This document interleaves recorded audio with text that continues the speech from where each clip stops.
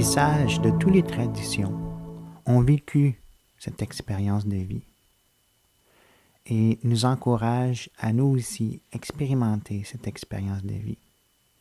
Ils ont laissé des techniques de discipline spirituelle très élaborées, différents types de yoga, de façon de se relier à notre nature intime, de se relier à la réalité absolue, de se relier au suprême. La première étape est de vraiment vouloir parvenir à cet état et non pas se satisfaire de nos propres souffrances matérielles, nos petits désirs qui nous fait tourner en rond, courir après des mirages, courir après des choses frivoles qui ne peuvent pas vraiment satisfaire notre cœur. Il y a une super histoire d'un sage qui s'appelle Rumi.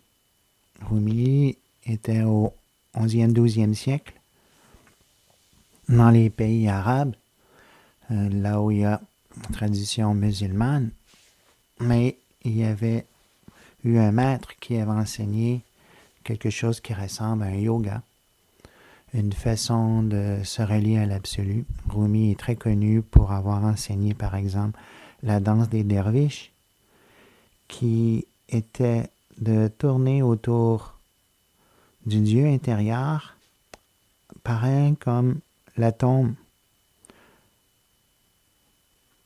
Non, plutôt pareil comme l'électron tourne autour de l'atome.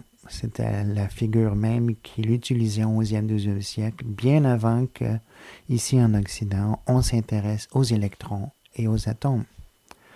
D'ailleurs, les électrons et les atomes sont aussi décrits de cette façon-là dans les écritures de l'Inde. Il y a depuis plusieurs millénaires.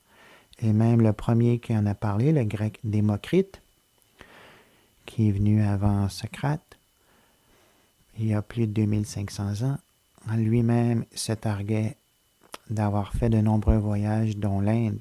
Et en Inde, il a pris beaucoup de connaissances, mais l'histoire ne dit pas qu'il a pris sa connaissance de l'atome de l'Inde. Alors revenons à Rumi, qui faisait beaucoup de poésie pour essayer d'exprimer aux autres l'état de vie qu'il vivait et d'encourager aux autres à atteindre ce même état de vie. Alors dans sa poésie, il racontait plusieurs histoires.